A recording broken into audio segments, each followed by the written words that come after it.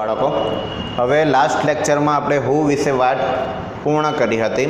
હવે હું માત્ર અપવાદ હોવાના કારણે આપણે બાય હુમથી આપણે વાક્યની શરૂઆત કરી, પણ અહીંની વાક્યરચના તમે જોઈ શકો છો કે બાય તમને વાક્યની આગળ દેખાતો નથી, પણ બાય શબ્દ જે છે એ વાક્યના અંત ભાગોમાં દેખાય છે.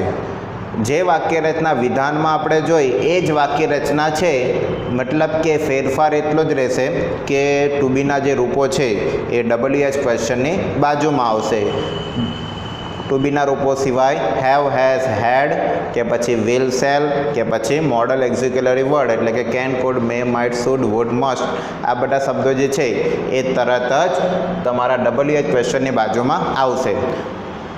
તમે જે પ્રશ્નાર્થ વાક્ય રચનાઓ અગાઉના લેક્ચરોમાં જોઈ, તો એ લાસ્ટ વીકમાં જે આપણે લેક્ચરો જે એટેન્ડ કરેલા હતા, તો એની અંદર તમે જે પ્રશ્નાર્થની વાક્ય રચના જોઈ છે એ જ પ્રશ્નાર્થની વાક્ય રચના સેમ આપેલી છે. મતલબ આને કહેવામાં આવે છે શોપીસ.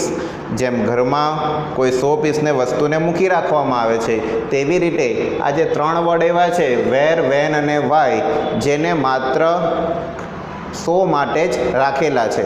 એટલે આને તમે વાક્યરચના તમે જોશો અગાઉના લેક્ચરોમાં, તો આપણે અગાઉના લેક્ચરોમાં જે વાક્યરચના હતી આ શબ્દને ખાલી દૂર કરી દઈએ તો પ્રશ્નાર્થની સેમ વાક્યરચના થઈ ગઈ. જો અગાઉ આપણે વાત કરેલી કે પહેલાં શરૂઆતમાં ટુ બીનું રૂપ એટલે કે ડુ, ડઝની જગ્યા પર આપણે એમિઝાર શબ્દ લખતા હતા, પછી કર્મ લખતા હતા, V3 લખતા હતા, બાય પ્લસ એસ પ્લસ ઈ. અગાઉની વાક્યરચનામાં આવું આપણે જોયું હતું. તો અહીં પણ એ જ વસ્તુનો ઉલ્લેખ કરવાનો છે. પછી એ વાક્યરચના વર્તમાનમાં, ભૂતકાળ, ભવિષ્ય કે કોઈ પણ એની ટેન્સની અંદર આપેલી હોય, પણ તમારે આ વાક્યરચનામાં એટલું જ ખાલી ધ્યાન રાખવાનું છે કે વેર, વેન અને વાય આવે, જે આપણે અગાઉ શબ્દ શીખીને જ આવેલા છે. બરાબર છે? ચાલો, તો આપણે શરૂઆત હવે આપણે કરીએ. પહેલી વાક્યરચના છે પ્રેઝન્ટ અને પાસ્ટ. જો સવાલમાં ક્રિયાપદનું મૂળરૂપ કે એસ કે ઈએસ આપેલા હોય, પણ અહીં એક વસ્તુ ધ્યાન આપવાનું કે હું જ એક અપવાદ હતું જેની અંદર ક્રિયાપદના છેડે એસ કે ઈએસનો ઉલ્લેખ થતો હતો, પરંતુ અહીં એસ કે ઈએસ પ્રત્યેનો ઉપયોગ થવાનો નથી, કારણ કે આ કોઈ અપવાદ નથી. હું અપવાદ હોવાના કારણે આ બધી વસ્તુ થઈ હતી. હવે વાક્યની અંદર સવાલમાં સાદો વર્તમાનકાળ હશે તો પ્રશ્નાર્થ ચિહ્નમાં આપણે શું જોઈ ગયા હતા? ડુ અને ડઝ. અને ભૂતકાળમાં શું જોયું હતું? ડીડ જોયું હતું. ઓકે, તો આપણે માત્ર અત્યારે વાત કરીએ છીએ પ્રેઝન્ટ અને પાસ્ટની વાત કરીએ છીએ. તો એટલું ખાલી ધ્યાન આપવાનું કે પરીક્ષામાં જ્યારે પ્રશ્નાર્થ ચિહ્ન હોય અને સાદો વર્તમાન કે સાદા ભૂતકાળના વાક્ય હોય, તો ડુ, ડઝનો ઉપયોગ સાદા વર્તમાનમાં આવશે, એટલે કે ડુ, ડઝ પ્લસ ક્રિયાપદનું મૂળ રૂપ હશે, અને ભૂતકાળમાં હશે ડીડ પ્લસ ક્રિયાપદનું મૂળ રૂપ એટલે કે V1નો ઉપયોગ કરેલો હશે. ઓકે, ચલો તો હવે શરૂઆત કરીએ છીએ WH ક્વેશ્ચનની. પહેલું ઉદાહરણ, મતલબ કે વાક્યરચનામાં તમારે ધ્યાન આપવાનું આ બધા શોપીસ તરીકે છે, પ્લસ અહીંયા ટુ બીનું રૂપ. ટુ બીનું રૂપ એટલે અહીંયા તમારે કયા શબ્દ હશે? ડુ, ડઝ કે ડીડ શબ્દ સવાલમાં આપેલો હશે, તો એની જગ્યા પર તમારે ટુ બીના રૂપો બદલવાના. ત્યાર પછી ઓ કયો રહેશે? ક્રિયાપદ પછીનો શબ્દ, એ તમારો કર્મ રહેશે. ત્યાર પછી V3 જે ક્રિયાપદ મૂળ રૂપમાં હશે કે તમારે ભૂતકૃદનમાં ફેરવવાનું. ત્યાર પછી જે તમારો અગાઉ જે સબ્જેક્ટ આપેલો છે એ લખવાનો બાય પ્લસ એસ, અને પછી જે શબ્દ આપેલો છે એ છેલ્લે પૂર્ણ કરવાનો રહેશે. ચલો, પહેલો ઉદાહરણ છે when do you finish your lesson.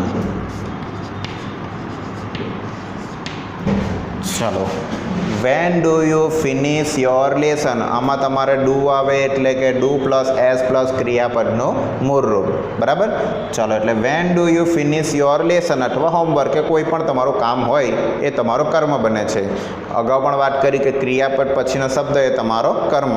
ચલો, તો આમાં વેન આપેલું છે, વેર આપેલું હશે કે વાય આપેલું હશે, કોઈ પણ જાતનો ફેરફાર કરવાનો નથી. 100 પીસ મેં તમને અગાઉ પણ કીધું છે, બેટ ટુ જ લખી દેવાનું, એમાં કોઈ પણ તમારે ફેરફાર રહેશે નહીં, તો વેનની જગ્યા પર વેન. હવે તમારો ડુ ડઝ એટલે તમારો એમ ઇઝ અને આર, અને એમ ઇઝ અને આર આવે એટલે પહેલાં તમારી નજર કોની પર જોવી જોઈએ? કર્મ પર જોવી જોઈએ. તો કર્મ તમારું શું છે? Your lesson. તો યોર લેસન કેટલા છે? એક જ છે, એટલે ડુનું શું થઈ જવાનું છે? ઇઝ. તો વેન ઇઝ હવે તમારું કર્મ એટલે વાક્ય રચના મુજબ વેન પ્લસ ટુ બીનું રૂપ, પછી છે કર્મ, અને પછી V3 એટલે કે ફિનિશનું ફિનિશ્ડ, અને છેલ્લે શું વધશે? આપણો સબ્જેક્ટ. તો when is your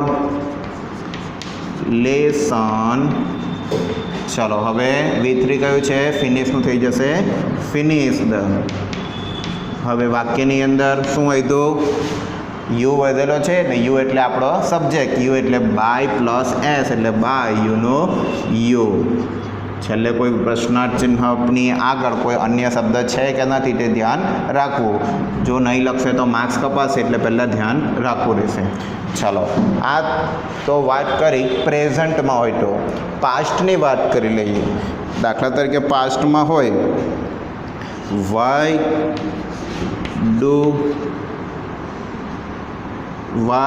why did she invite me? Okay, તો why did she invite me? તો આની અંદર વાયમાં કોઈ પણ પ્રકારનો ફેરફાર આવતો નથી, તો વાયનું વાય જ રહેશે. ડીડ એટલે તમારા વોઝ અને વેર કે વર. તો ડીડ, વોઝ અને વેર કોના આધારે નક્કી થશે? તમારા કર્મના આધારે. કર્મ કયું છે? મી. મીનું શું થઈ જાય છે? જેમ આઈનું બાય મી થાય છે તેમ મીનું થઈ જાય છે આઈ. તો આઈ આવવાનું છે એટલે વાક્યમાં આઈ સાથે શું આવે છે? વોઝ આવે છે. તો વાય વોઝ ટુ બીના રૂપો પછી તરત શું આવશે? કર્મ. કર્મ એટલે આઈ. ચલો હવે ઇન્વાઇટ છે, તો ઇન્વાઇટનું શું થઈ જશે? ઇન્વાઇટેડ. અને તમારું સબ્જેક્ટ કોણ છે? સી. તો સીનું શું થઈ જશે? સબ્જેક્ટમાં બાય પ્લસ સબ્જેક્ટમાં સી છે એટલે સીનું શું થશે? હર. ઓકે, ચાલો, એટલે why was I invited by her. Okay, ચલો, આ એક પ્રેઝન્ટ અને પાસ્ટની વાત કરી. ઓકે, હવે મોર એક્ઝામ્પલ જે છે એની આપણે ચર્ચા પાછા એમાં કરવાની છે, જેમ હુંમાં ચર્ચા કરી તે રીતે. ચલો હવે ભવિષ્યકાળ. તો ભવિષ્યકાળની અંદર અને સહાયક શબ્દની અંદર સવાલમાં ઓલરેડી મેં તમને અગાઉ પણ વાત કરી છે. વિલ, શેલ કે પછી મોડલ એક્ઝિક્યુટરી વર્ડ, કેન, કુડ, મે જે છે એ શબ્દ મે, માઇટ, શુડ, વુડ, મસ્ટ, આ બધા શબ્દો જે છે એ અગાઉથી આપેલા જ હશે ને એ જ શબ્દો તમારે કર્મની આગળ લખવાના રહેશે. બરાબર છે? એટલે કર્મની આગળ આ વર્ડનો ઉપયોગ ફરજિયાત કરવાનો રહેશે. કોઈ પણ પ્રકારનું એક વચન કે બહુવચનને આમાં ધ્યાન રાખવામાં આવતું નથી. મતલબ કે તમારું કર્મ જે છે એની આગળ આ વર્ડનો ઉપયોગ કરવાનો રહેશે. ચલો એની વાક્ય રચના તરફ ધ્યાન આપીએ. તો પહેલું છે WH એટલે કે વેર, વેન અથવા વાય. વારે વારે આ શબ્દનો ઉપયોગ લખવો નથી, એટલા માત્ર આપણે ખાલી WH શબ્દ લખેલો છે. પછી WH એટલે માત્ર આ શબ્દનો ઉલ્લેખ કરવાનો છે. વોટની વાક્ય રચના પાછી ચેન્જ થાય છે. ચાલો, WH પ્લસ વિલ અથવા સેલ, પણ મોટાભાગે જવાબમાં તમારે શાનો ઉપયોગ કરવાનો રહેશે? વિલનો ઉપયોગ કરવાનો રહેશે. એમ બી માધ્યમિકની અંદર લગભગ 7મા 8મા ધોરણથી ધીમે ધીમે હવે સેલનો ઉપયોગ ધીમે ધીમે ઘટતો જાય છે અને વિલનો ઉપયોગ વધતો જાય છે. જેવી રીતે આપણે અગાઉના ધોરણમાં અભ્યાસ કરેલો હતો તેની અંદર પણ વિલ અને સેલનું તમે ઇનડાયરેક્ટની અંદર શુડ નથી કરતા, વુડ કરો છો, કારણ કે આપણે બધા ત્રીજા પુરુષના ફેરફારો કરતા હોઈએ છીએ. બરાબર? તો વિલ અને સેલની જગ્યાએ તમારે વિલ જ શબ્દનો ઉપયોગ જવાબની અંદર કરવાનો રહેશે. ચલો, ત્યાર પછી એની જગ્યા પર વિલ અને સેલ નહીં હોય તો એમ આપેલું હશે, તો એમ હશે એટલે તમને ખ્યાલ આવી જવો જોઈએ કે કોઈ પણ સહાયક શબ્દ આપેલો હશે. ત્યાર પછી બી, કારણ કે આપણી અગાઉની વાક્ય રચનામાં બી ભવિષ્યકાળ અને સહાયક શબ્દોની અંદર બી પ્લસ V3નો ઉપયોગ આપણે જોયો હતો, તો આમાં પણ બી શબ્દનો જ ઉપયોગ થશે. ત્યાર પછી V3, પછી V3 લખતા એટલે કે V3 શબ્દ આવે પછી આપણી જૂની વાક્ય રચના શરૂ કરી દેવાની, by plus S plus extra plus question mark. Okay, ચલો હવે આપણે ઉદાહરણો તરફ ધ્યાન આપીએ. થર્ડ સેન્ટેન્સ તરફ. વેર will they meet next week? ચલો, where will they meet next week. તો નેક્સ્ટ વીક તો શું થયું તમારું? અન્ય શબ્દ. અન્ય શબ્દમાં બે જ શબ્દોનો સમાવેશ થાય, સ્થળ અને સમય, અને એ સિવાયનો શબ્દ હોય તો તમારો મુખ્ય કર્મ અને ગૌણ કર્મ બને છે. ચલો, તો વેરની જગ્યા પણ સો પીસ હોવાના કારણે બદલાતી નથી, વેરનું થાય છે વેર. ચલો, હવે વિલ આપેલું છે તો વિલની પણ જગ્યા બદલાતી નથી, તો વિલની જગ્યા પર વિલ. ચલો, ત્યારબાદ તમારે તરત જ વિલ શબ્દ આવે એટલે કર્મ તરફ આવી જવું જોઈએ. પણ કર્મ તમારે છે તો કર્મની અંદર તમારું શું થયું?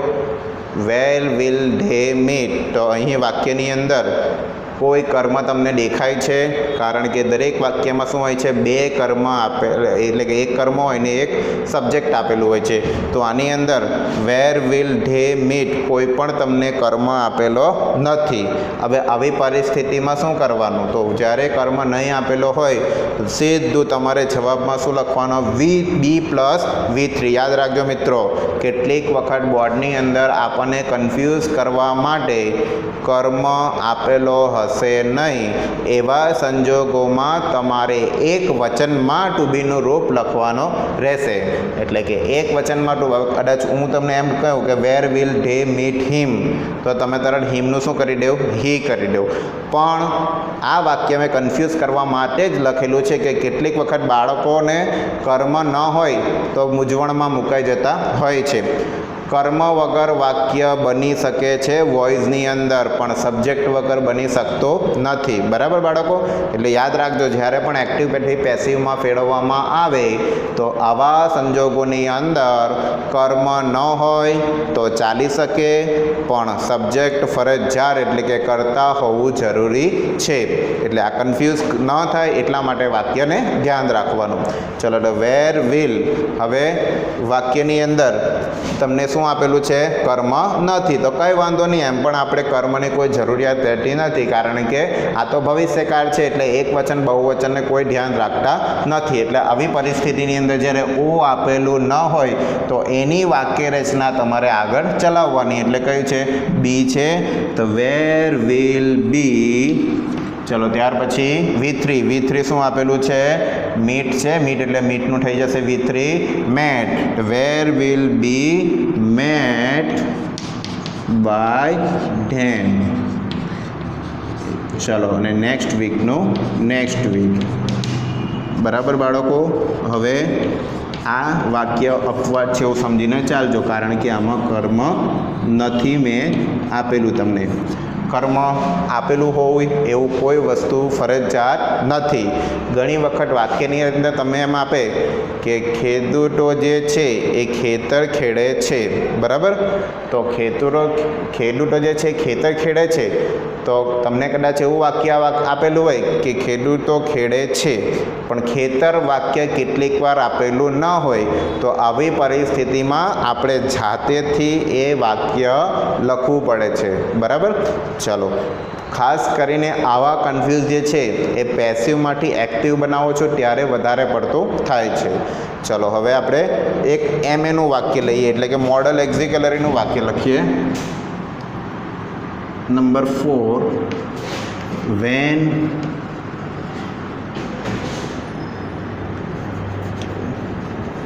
why can she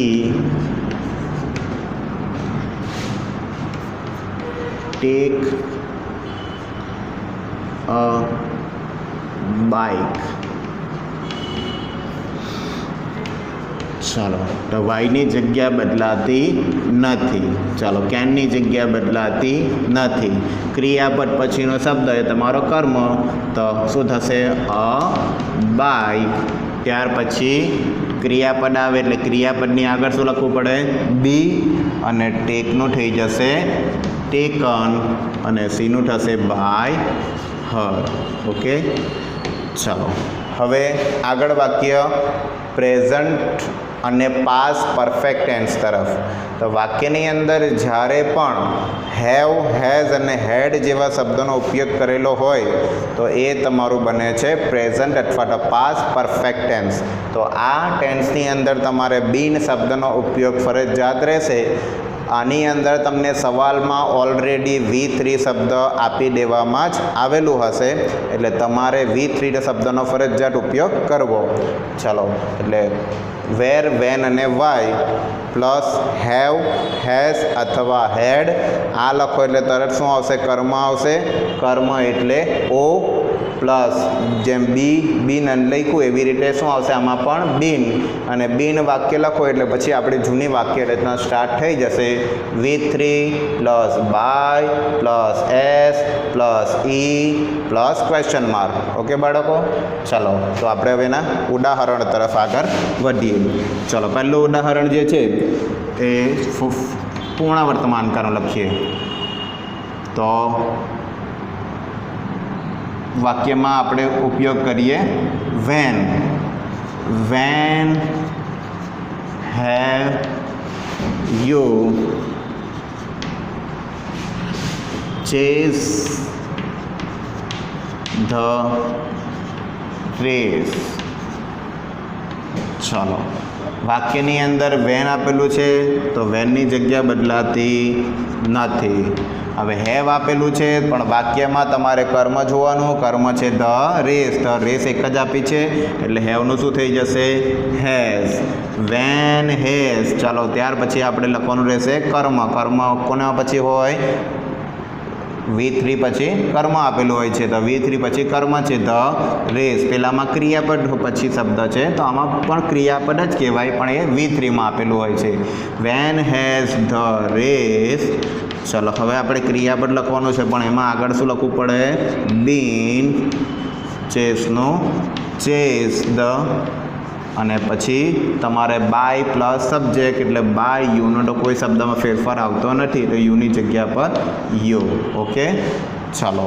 કદાચ આ હેવની જગ્યા પર હેઝ આપેલું હોય તો પછી હેઝનું તમારે હેઝ જ રાખવું પડે છે, એમાં કોઈ પણ ડિફરન્સ આવતો નથી.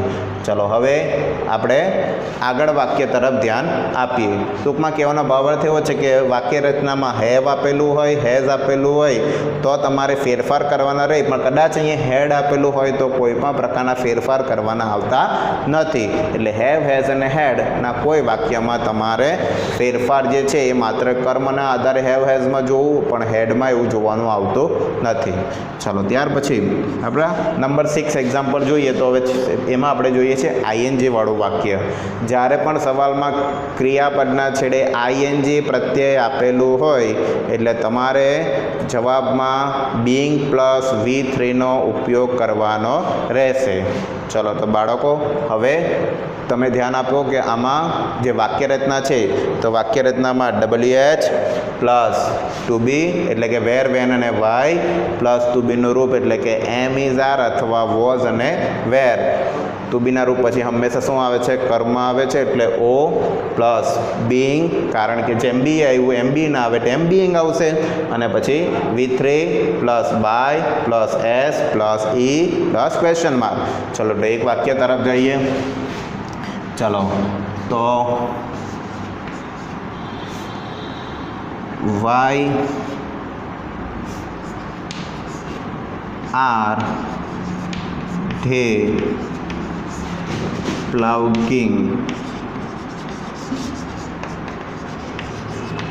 their fields.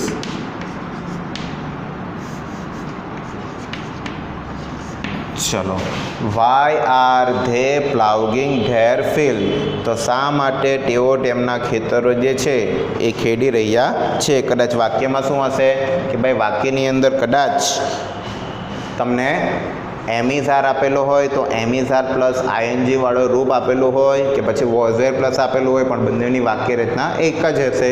સવાલમાં જો એમિઝાર હોય તો ફેરફાર એમિઝારના જ કરવાના, અને સવાલમાં વોઝવેર હોય તો સવાલમાં વોઝવેરના જ ફેરફાર કરવાના રહેશે. તો ચલો બાળકો, આની અંદર વાય આર ધે આપેલું છે તો એનો અર્થ એવો થયો કે વાક્યની અંદર તમને શું આપેલું છે? વાક્યમાં આર આપેલું હોવાના કારણે આ તમારે ચાલુ વર્તમાન કાળમાં છે તેમ સમજવાનું રહેશે. તો વાયની જગ્યા પર વાય. ત્યાર પછી આર ધે, તો તમારે વાક્યમાં ટુ બીના રૂપમાં કોઈ પણ સ્થાન ચેન્જ કરવાનું રહેતું નથી. તો તમારે ધેર ફિલ્ડ આપેલું છે, તો ધેર ફિલ્ડનું કોઈ પણ પ્રકારનો ફેરફાર થતો નથી. તો why are there, why are there fields. ચાલો ત્યાર પછી ક્રિયાપદ શું છે? પ્લાવિંગ છે. તો ક્રિયાપદ આવવા પહેલાં શું લખવું પડે?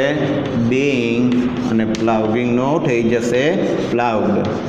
ઓકે બાળકો, ચાલો તો આ આપણે દરેકના એક એક બે ઉદાહરણ તરફ આપણે ધ્યાન આપ્યું. હવે એના મિક્સ સેન્ટેન્સ તરફ ધ્યાન આપીશું. બરાબર, ચલો હવે આપણે અલગ અલગ ટેન્સ જે જોયા, તો એ ટેન્સના અલગ અલગ પ્રકારના મિક્સ એક્સરસાઇઝ તરફ ધ્યાન આપીએ. પહેલું વાક્ય છે, where does Mahek sell the newspaper. વાક્યની અંદર તમને ડુ અને ડઝનો ઉપયોગ કરેલો છે, એટલે કે વાક્ય તમારું સાદા વર્તમાન કાળમાં છે એમ તમારે સમજવાનું. કારણ કે સાદા વર્તમાન કાળમાં ક્રિયાપદનું મૂળ રૂપ તો હશે જ, પણ જો એસ કે ઈએસ WHમાં હુની અંદર જ આવશે, બાકી કોઈ પણ WHની અંદર એસ કે ઈએસ વાળું વાક્ય આવતું નથી. ચલો તો વેરની જગ્યા પર વેર. બરાબર, ચલો ત્યાર પછી ડુ અને ડઝ આપેલું છે. તો ડુ અને ડઝ આપેલું હોવાના કારણે તમારે સાદા વર્તમાન કાળના ટુ બીના રૂપો કયા? એમ, ઇઝ અને આર. પણ એમ, ઇઝ અને આર કોના આધારે લખવાનું છે? કર્મના આધારે. કર્મ શું આપેલું છે? The newspaper. એટલે ન્યૂઝપેપર એક જ છે. એમ પણ મહેક જે છે એ ન્યૂઝપેપર જે છે એ વેચે છે. કેટલા વેચે છે, કયું વેચે છે, એવું કોઈ અહીં ડિટેલ આપવામાં આવેલી નથી. એટલા માટે તમારે ન્યૂઝપેપર શબ્દ હતે તો તમારે અહીં આર લખવું પડતે, પરંતુ ઓનલી ફોર ન્યૂઝપેપર વર્ડ લખેલું છે, એટલા માટે તમારે શું લખવું પડશે? ડઝની જગ્યા પર ઇઝ, કારણ કે એક વચનમાં છે. તો વેર ઇઝ, કોઈ પણ ટુ બીના રૂપો પછી તમારું કર્મ લખવાનું રહે છે. તો કર્મ છે the newspaper. The where is the newspaper. ચલો હવે ક્રિયાપદ કયું છે? સેલ. તો તમારું V3 બનાવો, એટલે V3માં સેલનું શું થઈ જાય છે? સેલનું સોલ્ડ. અને તમારો સબ્જેક્ટ કયો છે? મહેક. તો બાય પ્લસ સબ્જેક્ટ એટલે બાય મહેક. ઓકે, સાદા વર્તમાનકાળની અંદર બી, બીન કે બીઈંગ શબ્દનો ઉપયોગ કરવાનો આવતો નથી. ચલો હવે બીજું વાક્ય છે, when did your father purchase a new house. જેમ ડઝ આપેલું હતું એમ અહીં શું આપેલું છે? ડીડ આપેલું છે. ડીડ પ્લસ ક્રિયાપદનું મૂળ રૂપ એટલે સાદો ભૂતકાળ, અને ડુ ડઝ પ્લસ ક્રિયાપદનું મૂળ રૂપ એટલે સાદો વર્તમાનકાળ. બે ટેન્સની અંદર જ તમારે ધ્યાન આપવાનું હોય છે, બાકીના બધા ટેન્સમાં તો ખ્યાલ આવી જાય છે. ચલો તો ડીડ આવે છે એટલે તમારે વોઝ વેરનો ઉપયોગ થશે, પણ એ કોના આધારે? કર્મના આધારે. કર્મ શું છે? A new house. A new house એ તમારું કર્મ છે, એટલે તમારું ડીડનું શું થઈ જશે? વોઝ. ચલો તો વેનની જગ્યાએ એટલે આપણો 100 પીસ. તો વેનની જગ્યા પર વેન. ડીડ છે, કર્મ એક વચનમાં છે, એટલે વેન વોઝ. હવે કર્મ એક વચનમાં હોવાના કારણે તમારે બેઠું જ લખી દેવાનું છે, અ ન્યૂ હાઉસ. ચલો કર્મ લખો એટલે તરત કોની તૈયારી રાખવાની આપણે? V3ની. તો પરચેસ છે, તો એનું V3 શું થશે? પરચેસ્ડ. ચલો, અને તમારું છેલ્લે સબ્જેક્ટ શું છે? Your father. તો બાય યોર ફાધર. ચલો હવે સાદો વર્તમાનકાળ, સાદો ભૂતકાળ. ચલો આગળ જોઈએ છે સાદો ભવિષ્યકાળ, કારણ કે સવાલમાં ઓલરેડી વિલ આપી દીધું છે. તો where will you hide my books. તો WHનું સ્થાનમાં કોઈ પણ પ્રકારનો ફેરફાર થતો નથી, તો વેરનું વેર. ચલો હવે વિલની જગ્યા બદલાતી નથી, તો વેર વિલ. હવે તમારું કર્મ શું છે? કારણ કે વિલની અંદર એક વચન બહુવચન આવતું નથી, એટલે સીધું જ લખી દેવાનું રહેશે. આમાં તમારે જોવું પડે એક વચનમાં છે, બહુવચનમાં છે. બરાબર, ચલો વેર વિલ. કર્મ શું છે? My books. તો માય બુક્સ. કર્મ લખે એટલે તરત કોને ધ્યાન આપવાનું? ક્રિયાપદને. ક્રિયાપદ છે હાઇડ. હાઇડનું શું થઈ જશે? હિડન. પણ વાક્ય રચનામાં આપણે જોયું કે will plus be plus V3, બરાબર? Will plus O plus be plus V3. તો તમારું હાઇડ લખો એ પહેલાં શું શબ્દ લખવાનું છે? બી. અને હાઇડનું V3 શું થાય છે? હિડન થાય છે. ચલો તો where will my books be hidden by you. Okay, ચલો હવે why would you invite me. વાયની જગ્યા બદલાતી નથી. વુડ એટલે કયો કાળ થયો? સહાયક શબ્દ થયો. એમ એ મોડલ એક્ઝિક્યુલરી. તો વુડની જગ્યા પણ બદલવાની રહેતી નથી. ચલો હવે મી છે તો મીનું શું થવાનું છે? આઈ. તો વાય વુડ આઈ. ચલો હવે સહાયક શબ્દ છે અને ક્રિયાપદ આવવાનું છે V3, પણ V3 પહેલાં શું લખવું પડે? બી. અહીં પણ જોયું આપણે કે કર્મની બાજુમાં બી, કર્મની બાજુમાં બી. ચલો બી લખ્યા પછી V3. ઇન્વાઇટનું થાય છે ઇન્વાઇટેડ અને યુનું થાય છે બાય યુ. ચલો હવે આપણે જોઈએ છે પૂર્ણ વર્તમાનકાળ. વેન હેવ યુ ટોટ મી. તો વેનની જગ્યા પર વેન લખવાનું. વેનનું વેન. ચલો ત્યાર પછી મી છે એટલે મી આવે એટલે આઈ થાય. તો આઈ સાથે શું થઈ જાય છે? હેવ. એટલે હેવમાં બી કોઈ બદલાવ આવતો નથી. ચલો હેવ લખ્યા પછી મીનું શું થાય છે? આઈ. ચલો ત્યાર પછી ક્રિયાપદ છે ટોટ, પણ વાક્યમાં જ્યારે હેવ હેઝ હોય ત્યારે શું લખવાનું? બીન લખવાનું રહેશે. તો બીન લખવાનું રહેતો હોવાના કારણે બીન પ્લસ V3. આમાં પહેલેથી તમને V3 આપેલું છે એટલે ટોટનું ટોટ. અને પછી છેલ્લો કયું આપેલું છે? યુ છે. તો બાય યુ. હવે આપણે એક એક્ઝામ્પલ હજી એક જોઈ લઈએ. એક એક્ઝામ્પલની અંદર ચાલુ વર્તમાનકાળનું કે ચાલુ ભૂતકાળનું એક ઉદાહરણ આપણે બાકી રહ્યું છે. તો નંબર 6 પર લખીએ.